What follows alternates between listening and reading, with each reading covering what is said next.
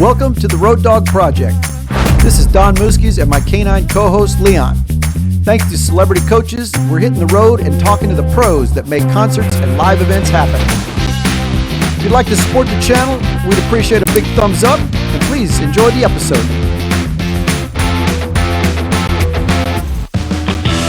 On this episode, we are featuring one of the many unsung heroes of our touring business, the entertainment coach driver.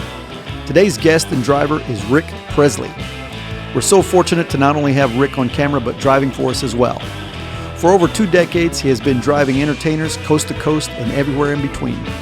Just some of the artists that he has worked with are Shinedown, Alan Jackson, Usher, Melissa Etheridge, Vince Gill, Kelly Clarkson, JoJo Siwa, Toto, Bruce Hornsby, Chicago, Reba McEntire, Bush, Greg Allman, and so many more. From Tupelo, Mississippi, the same birthplace of another guy with a similar name, he is Rick Presley. Thank you for doing this, Rick. Oh, you're very welcome. We are doing something that's probably somewhat illegal in some sort of way, and we're doing this by trial and error, and kind of on the spur of the moment. So bear with us, viewers, as I'm trying to give you some live action here.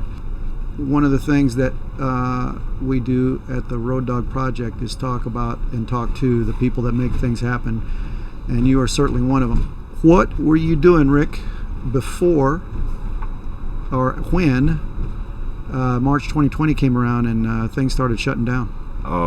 We were out with JoJo Siwa, and we just got the tour started, and we were all set up to go in Lubbock, Texas, and they made us tear everything down and reload the trucks and go home. I would imagine, like everybody else, you thought maybe we'd be going back in a few more weeks. And yeah, we were thinking like 3 weeks. You know, that was the word. We'll probably go home for 3 weeks and then we'll be right back out. I see. And that's a year ago.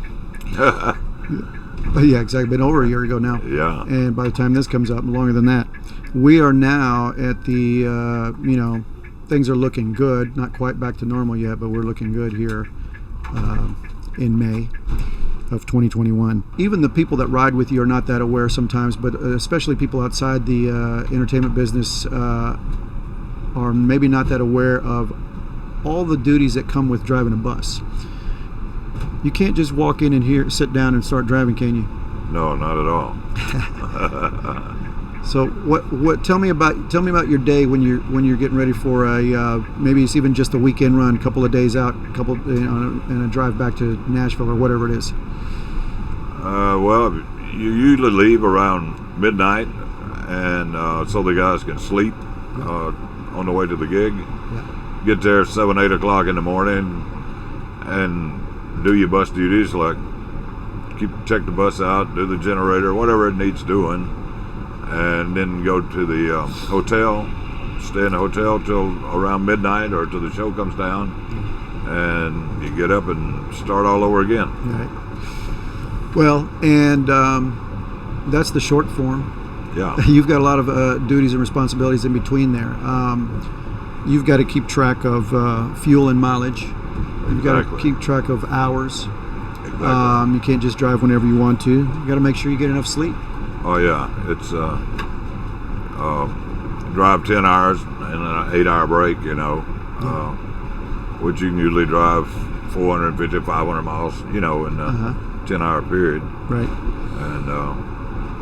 And then of course, when you're fueling or doing other things, that counts as your time too in the 10-hour period, like fueling the bus, for instance. Right. So it's kind of a rush situation all the time. Well, and part of the picture is that the way that shows are booked are not always.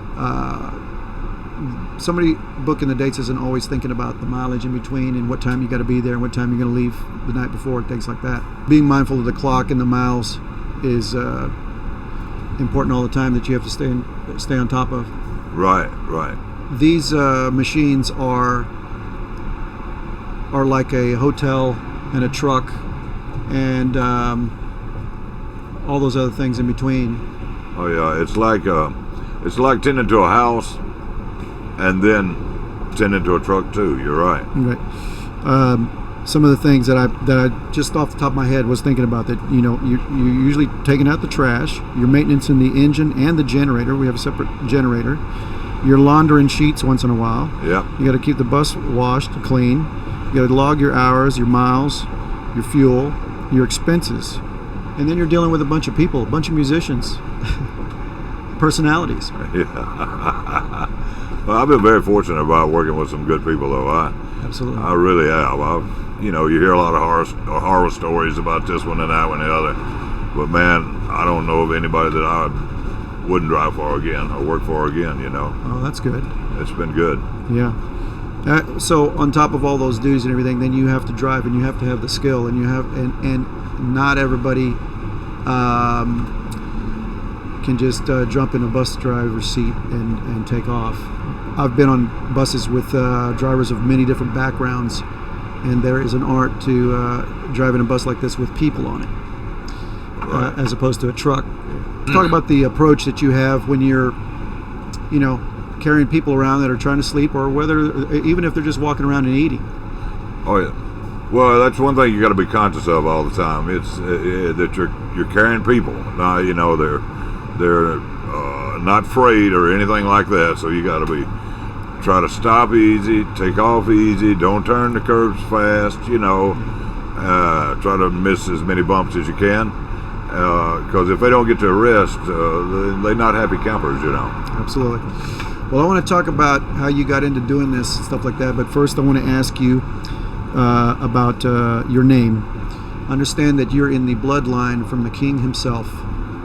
Yeah, I'm a little distant kin of him. I didn't know him personally, but I really never thought a lot about it any more than I think about the guys I'm carrying here. My dad spent some time around him a little bit, and I've been to his house and stuff when he was living and different things like that, but he didn't leave me in the wheel or anything. You don't have a parking spot at Graceland? No, I don't have a parking spot there. You born and raised in Tupelo? Yeah. Okay. I live 10 minutes from where I was born. Okay. And you've been there all your life? Yes. And so, tell me about what was happening before you started driving a bus. I worked offshore drilling oil wells for several years when I was young. Uh-huh. And then a lot of people don't remember, but the oil crunch hit where they started doing all the drilling overseas and this, that, and the other. So then I started driving a 18-wheeler, and I drove that for a long time. And then I started in the bus business about 25 years ago with a friend of mine, his business, and I started driving. And I've been with him and his son and the family ever since. Mr. Michaels. Yeah, they're good people. Yeah. And that was out of Tupelo, correct? Yeah, well, we had a company, to start with, we were a company in Nashville called Pyramid Coach. And then he kept it for a long time, and he sold it out for 5 years, but he also kept buses leased through there and stuff, Yeah. And then after 5 years, he went back into business, and him and his sons, and his son bought out the dad, which is Jeff, and so I've been working for Jeff, our celebrity coach, ever since they've been back in business. I gotcha. So really the same people, the same owners all the time, But there was a period of time when you would bus right out of Tupelo? Yeah. Okay. We had a bus company in Tupelo for a while, for several years, and then we moved it back to Nashville in order to probably do more, get some more of the country music business, because Nashville's kind of the hub. Yeah. Well, there's probably more bus companies in Nashville than anywhere else in the country. Right. What was the initial conversation like when somebody asked you to start driving a bus? Oh, well, I was driving a truck, and Larry and I had the owner, we had been friends for many years, and he's like, why don't you come on over and start driving a bus for me? And I was like, I just don't know about that. I was like, too much time away from home for one thing, and but anyway, I kind of decided to do it some, and I got started, and it's not, I hadn't let up since. Since It's then. been until this year when the pandemic hit, and Right. that's as slow as it's been since I've been working it. Well, we talked about this earlier. Before you started, you were concerned about being gone too long, but it kind of gets in your blood. Oh, it is. It is. Well, it's a way of life, you know, and you know, I know they say we're non-essential, but Yeah. you know, to me, if you have a job and you're feeding your family, Yeah. it's essential. Exactly. You know, it might not be to some people, but it's essential to my family, you know. Well, exactly, and the way that the trucking industry keeps the country functioning is the way that the buses keep the entertainment industry functioning. Exactly. And, you know, I mean, people need entertainment. I mean, my goodness, this, Right. you know, with all the gloom and doom of the pandemic, I think people are ready to laugh and talk and sing and dance a little bit, you know. Right. So when you started, it was a lot different in terms of regulations. Oh, yeah. Talk about what it was like back in the, you know, at that time, as opposed to now in terms of the regulations for the hours and driving and miles Oh, that yeah. you have to keep track of. Used to, I don't know, I guess it was like a gray area for entertainment buses because we don't carry that many people, you know. Right. So we didn't, I mean, we didn't have to run logbooks, or we didn't have to keep up with hours or anything like that. We just drove, you know. I mean, just like if you was getting in your car going to the West Coast, I mean, we drove till we got tired, and then we'd rest and go on or whatever we needed to do. You know? We wouldn't, but nowadays it's totally different. Which is a lot safer now, but you know, it's a lot more traffic and a lot more cars and trucks on the road now than it was when I started, you know, back then. Yeah. So the rules change, and probably for the best, you know. Yeah. Well, it's all for safety's sake. Yeah, right. Now, everything's going electronic. Yeah, it's electronic logs, and then a lot of times now, if we got long trips, or every time that we have long trips, well, we use two drivers.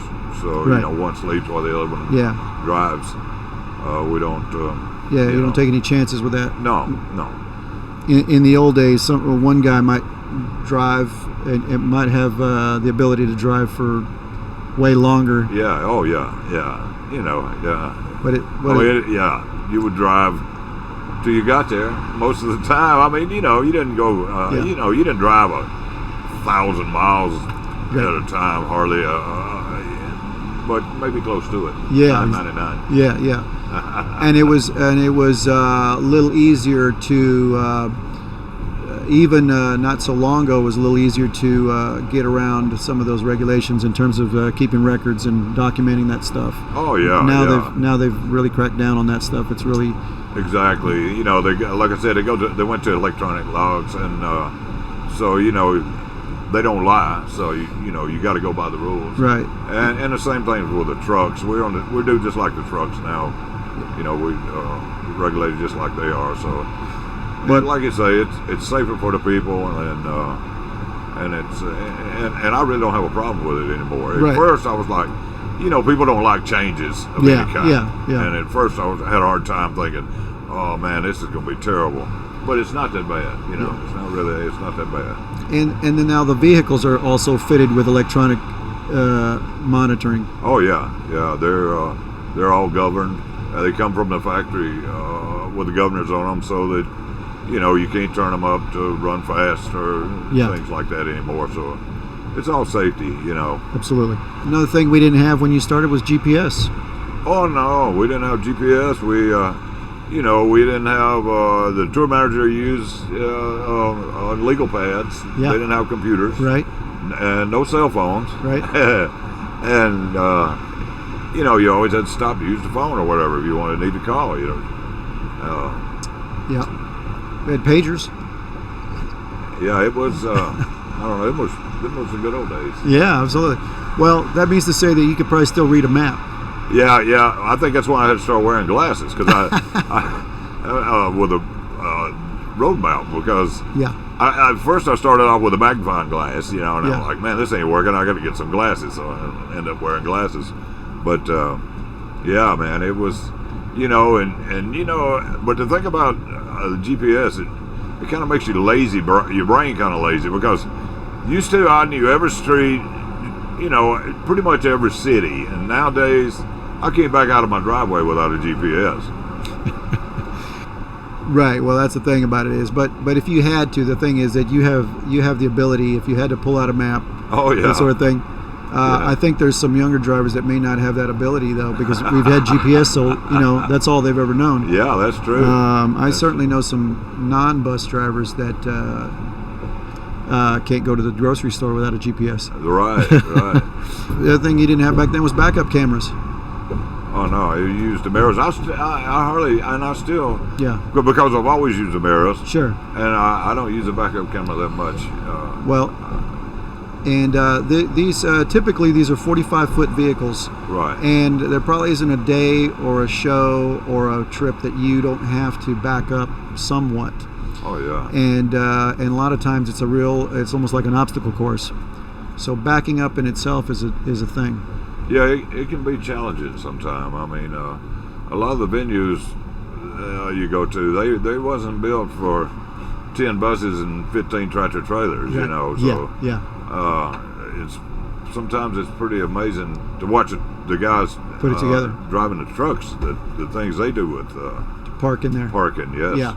To get everybody, to get all those vehicles parked at a venue, some of those older venues especially, there's a lot of maneuvering that has to go on. Exactly. And so not only the buses but the semis have to do a lot of maneuvering. What about pulling a trailer? You have to do that often? Oh yeah, I pull the trailer quite regular, and that can be very challenging too, because Sure. you go into the hotels and all, and a lot of the venues and a lot of the small streets, like Quebec, Canada, and some of the places like that streets was built for horse and buggies, and they haven't gotten much wider since. You mentioned Quebec. Is there certain cities that when they get brought up, or you see them on the calendar and things like that, that you think, oh no, this is going to be an issue when we get into Chicago or when we get into New York City and things like that?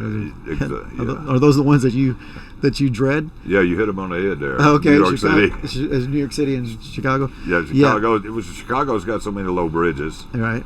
And of course, New York City is not that bad, but the traffic.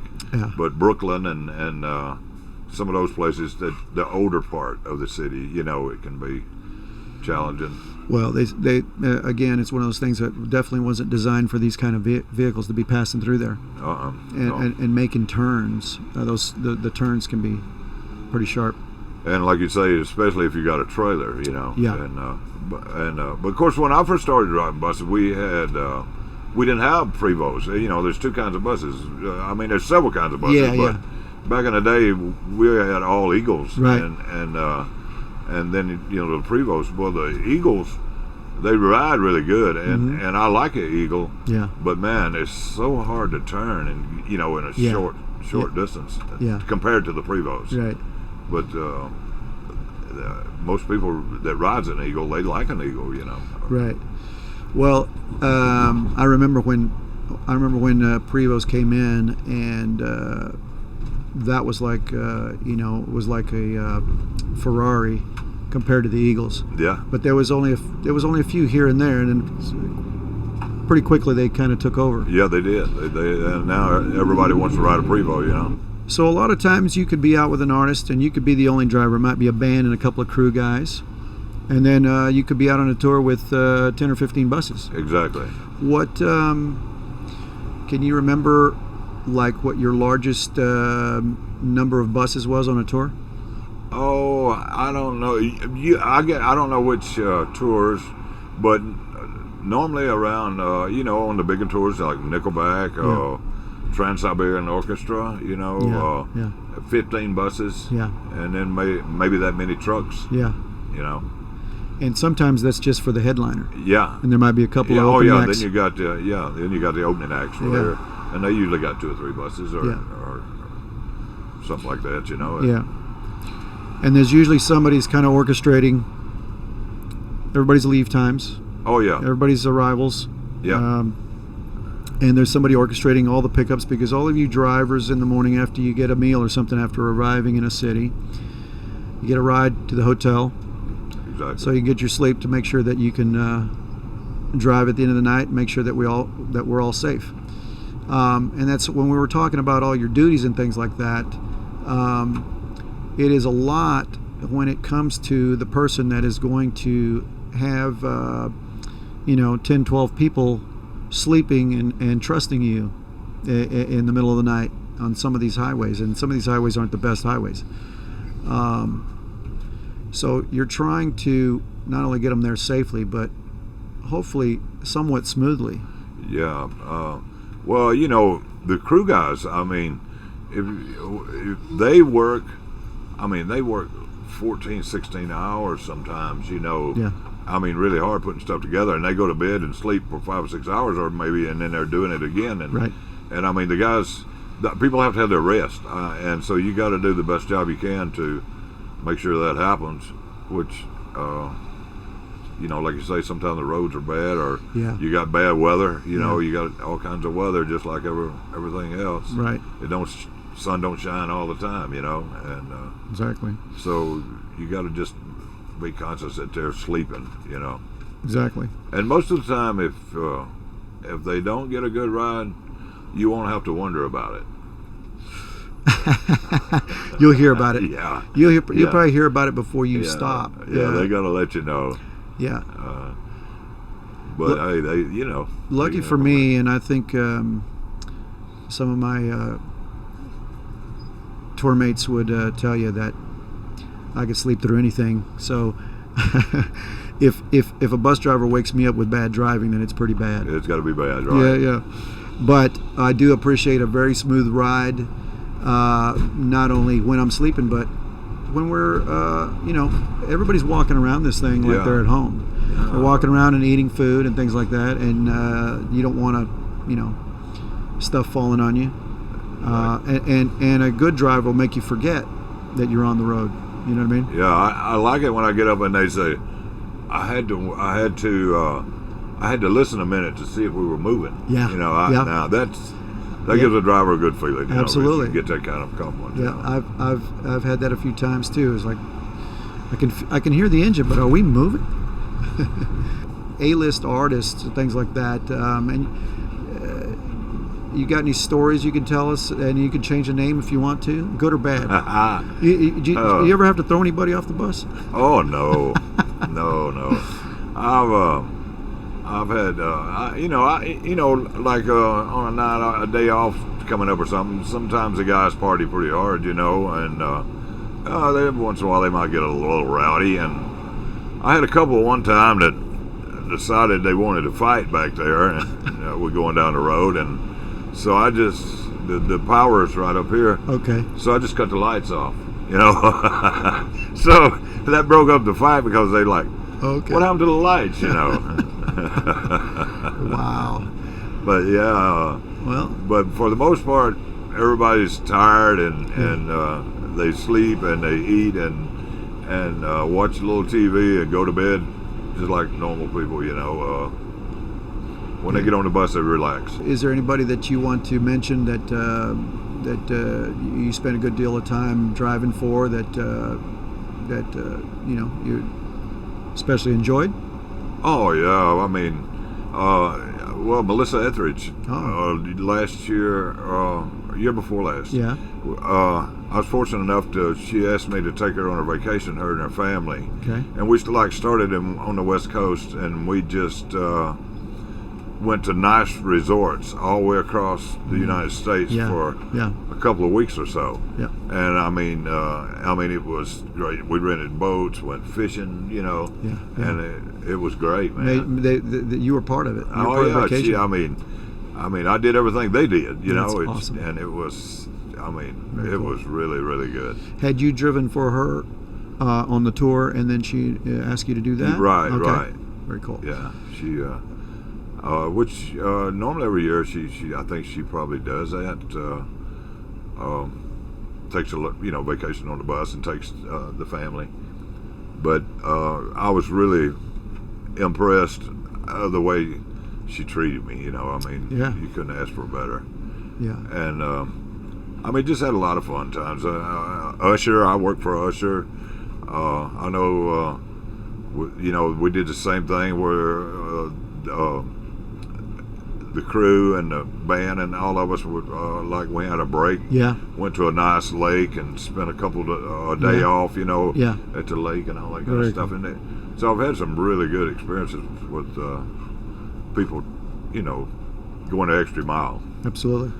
not just a routine. Yeah. The days off. I've enjoyed taking the bus to state parks and park by the water and things like that. Yeah.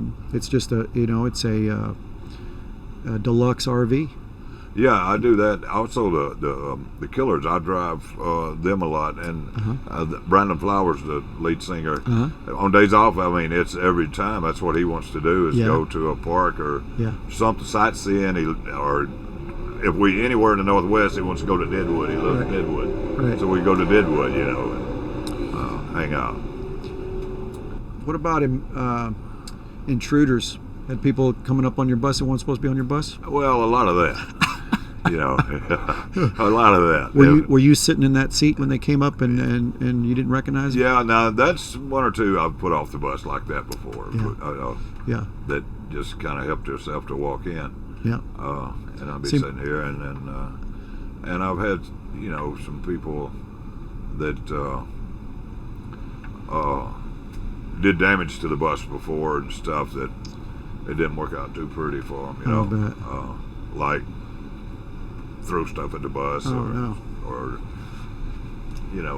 it's because I tell you, drivers are really picky with their buses. Oh, sure. It's kind of like it's our livelihood. We make a living with it, and we try to take care of it, and you don't want it abused or messed up, And you're responsible for it. That's right. And your artist wants to look good when they're driving around.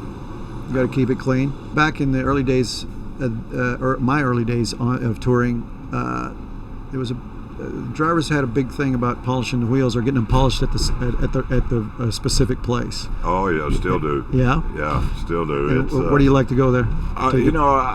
California. Yeah. California has always been the best at getting wheels polished out there. They take a lot of pride in it, and they really know how to make them look good. Yeah.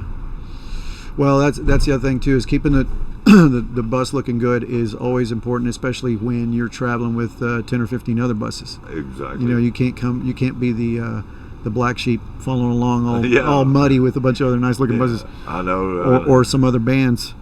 Yeah.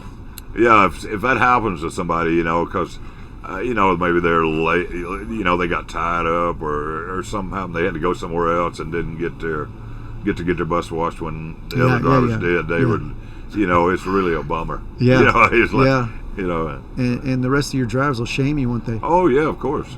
Like, man, what are you doing riding around in that old dirty bus?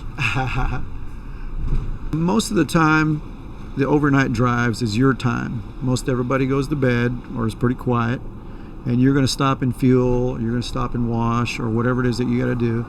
Is there some favorite spots that you look forward to stopping at, whether it's a truck stop or a rest stop or things like that you look for on your trips across country?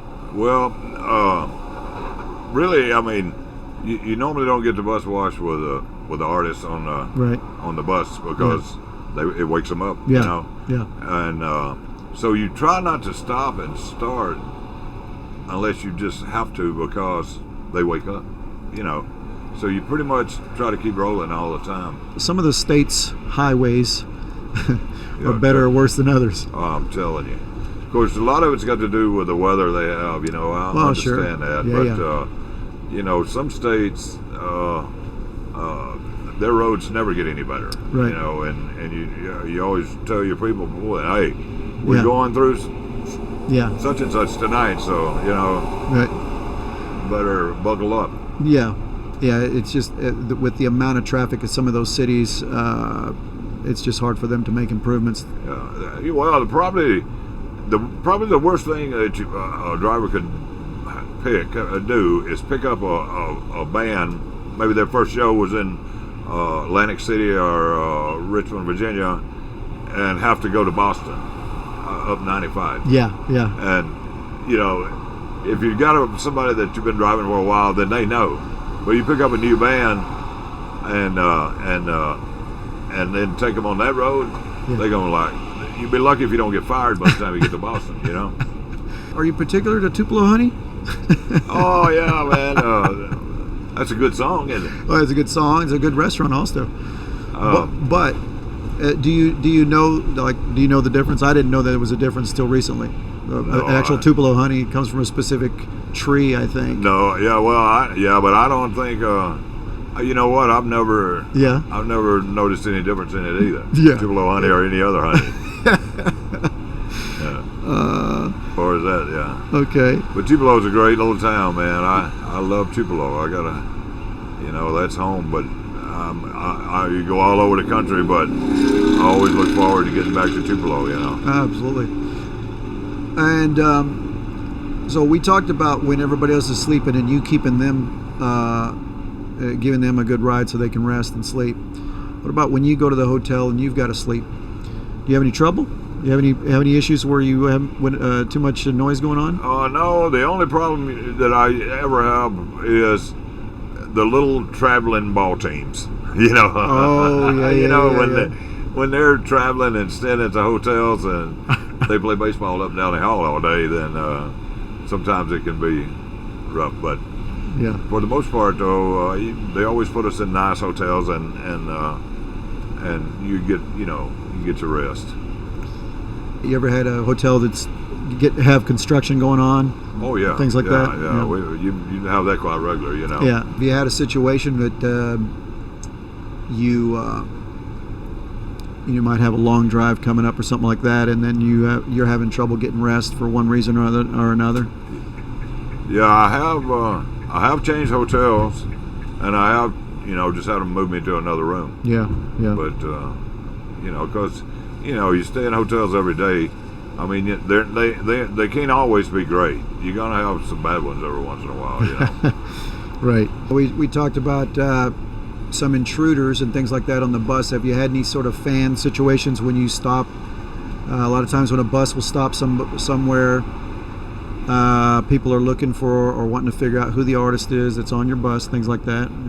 Have any crazy situations with that? Oh yeah.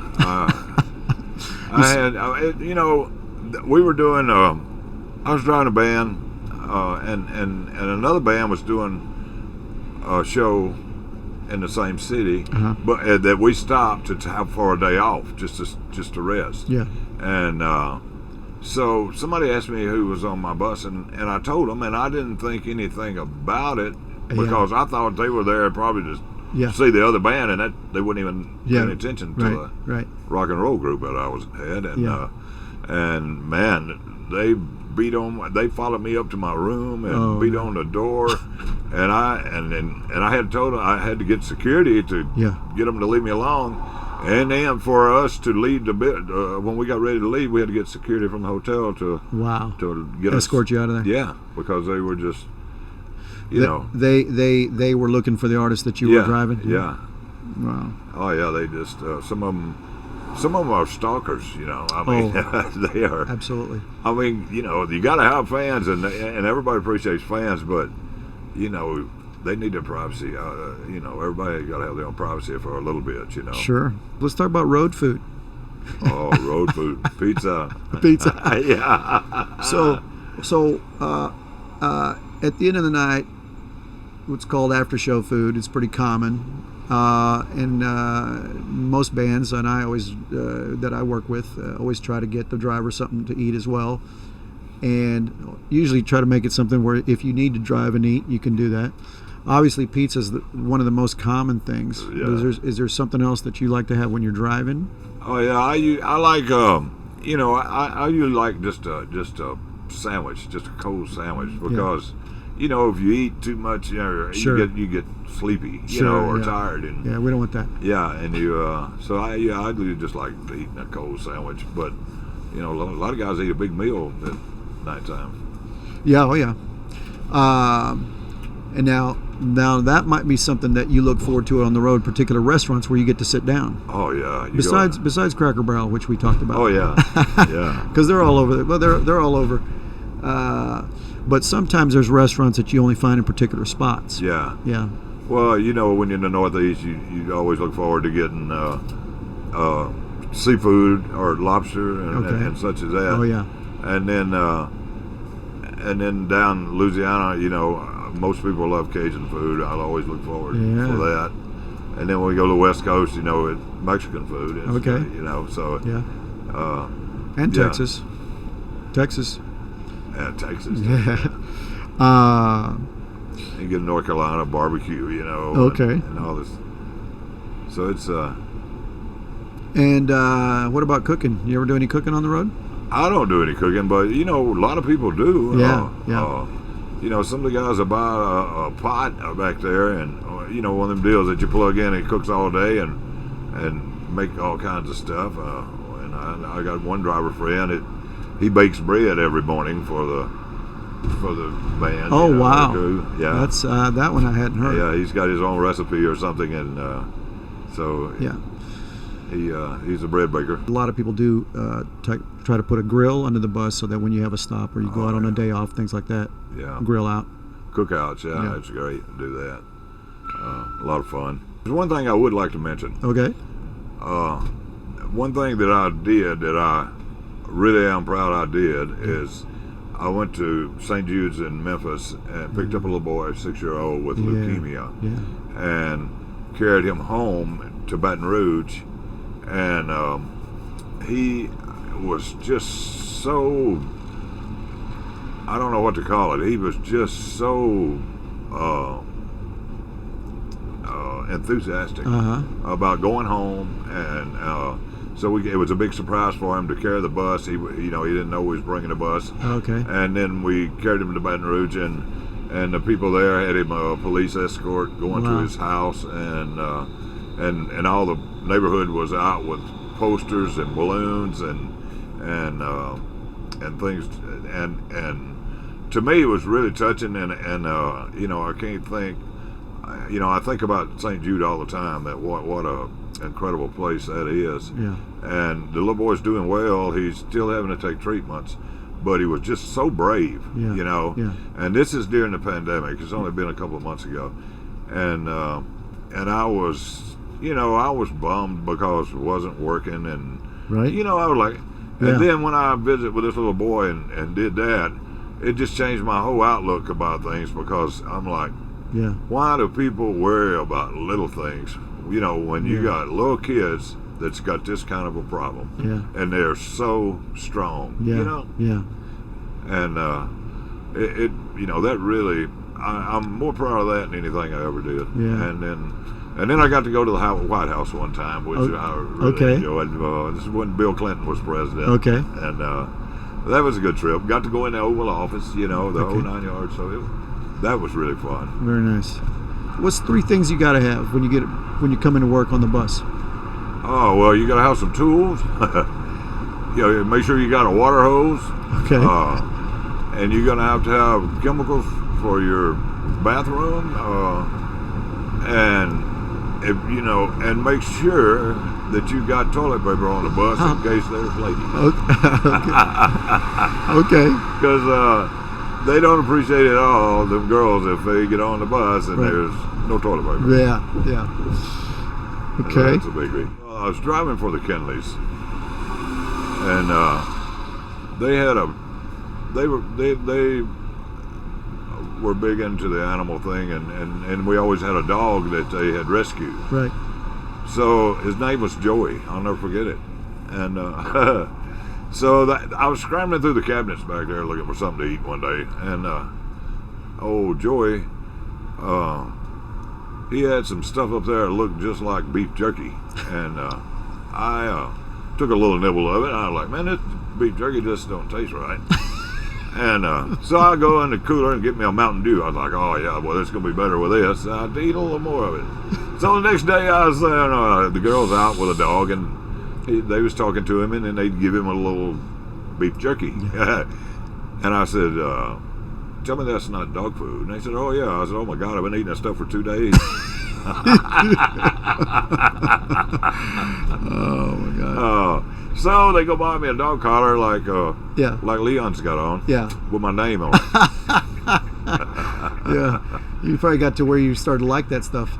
Oh yeah. Yeah, it was but it was a big joke. It was we had a lot of fun about it. So you've had some time to spend with Leon here, but you've had animals. You have animals at home. Oh man, I got a schnauzer at home. His name is Leo. Leo. Yeah, Leo. Yeah. And he's my bed partner when I go home.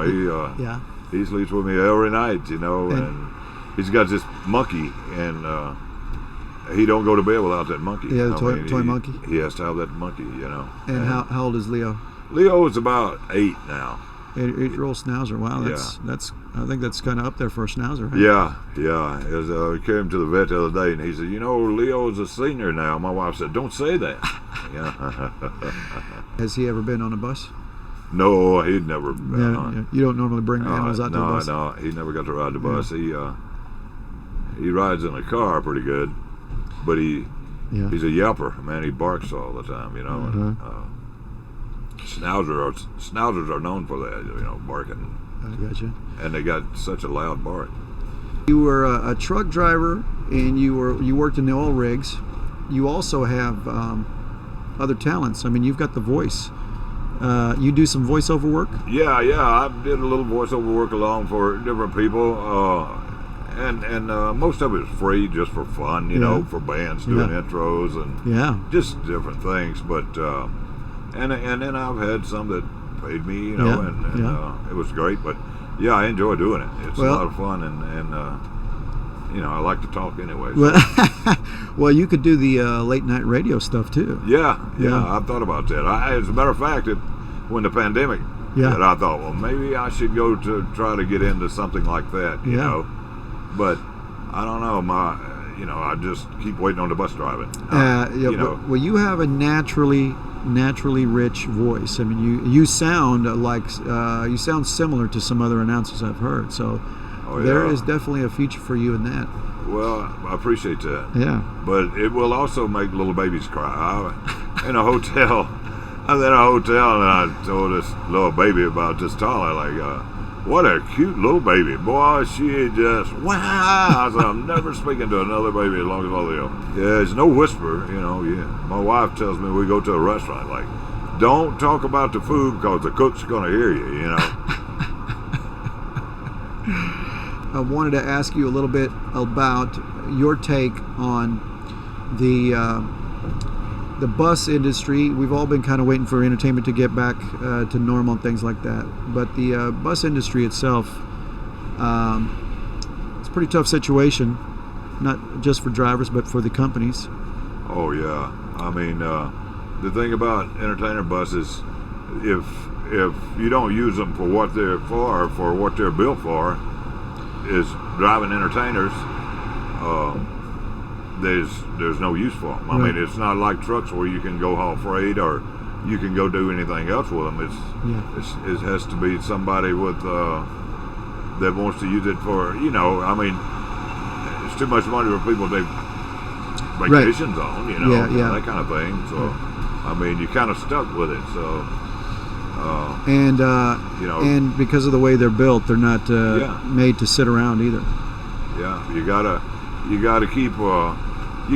I mean, even though they're sitting and they're not rolling, you still have to keep them up because anybody knows that anything that you park, it goes down. You got to keep them maintained, and cranked, and run, and everything turning in them because. They'll just go down to nothing. Well, and some of the newer ones have computer systems on them that can't stay dormant very long. That's right. Yeah, that's right. Some of these artists and shows and things like that, you've been able to, on nights that you don't necessarily have to drive, so you've been able to go watch a show here and there. Oh yeah. We get days off. I always go to, most of them don't care for you coming to the shows. I mean, they don't want you, to make a habit out of it, or because you got to drive. That's the only reason they wouldn't want you to. But if you got, if you don't have to drive the next day, or or it's two shows in one place, or something like that. Yeah. You go to the show. Any particular concerts that stood out to you? Greg Allman. Oh yeah. Greg. Oh nice. You drove for him for a while. Greg, I drove Greg for a lot over the years, for a long time, up till he passed away, and he was just a great artist and a great person, to be around and talk to, and he loved his music. He loved what he did, and that's all he thought. I mean, that's what he cared about. Yeah. And I think that's what made him such a great artist. Fantastic. Other artists that you've gotten to check out that you enjoyed their shows or concerts? Oh yeah, most of them, because live music is good. Yeah. I mean, any live music, I don't really care when it's just good. Yeah. It's not like the radio, it's not like the stereo, and they hardly make mistakes anyway. But live music's good. Yeah. It's a lot of fun. A lot of fun to go to a show. Yeah, and to see everybody enjoying themselves like they do. I mean, people really, really do enjoy the shows, and I know that's what the artists miss, is seeing the people do that. Well, I know you enjoy music itself. What's the last song that you played for yourself? Whether it was driving here or driving yourself up to from Tupelo to Nashville. What are you listening to? You know what? I listen to a lot of old country. Okay. I guess you call it old country, but the older stuff, Traditional. I love listening to George Jones, Conway Twitty. Yeah. Those guys back in the day, and stuff like that. And the new artists are great too, but I'm an older guy, so I really like the older stuff. Right. Well, wonderful. And I love rock and roll too, man. I mean, but I listen to a lot of classic rock. 70s, 80s, even 60s. I listen to a lot of that. Right. And of course, people like Gwen Stefani and Nickelback. Of course, I love listening to them because if you feel like, I know these guys. Yeah. So very cool. Well, I wish you and everybody else, all the rest of the drivers, much luck in getting back to work. I feel like we're getting there. We're getting closer to it now. Hopefully by the time this video comes out, it'll be a thing of the past and we'll all be working. Thank you. It is entertainment coach driver Rick Presley from Tupelo, Mississippi. Thanks so much, Rick. Thank you, Don. Yeah, absolutely. I really enjoyed it. I appreciate it. Same here. Thanks for watching this episode. This interview was recorded in May of 2021. Just a few weeks later, Rick Presley passed away in his home in Tupelo, Mississippi. We'd like to share some photos to remember him by.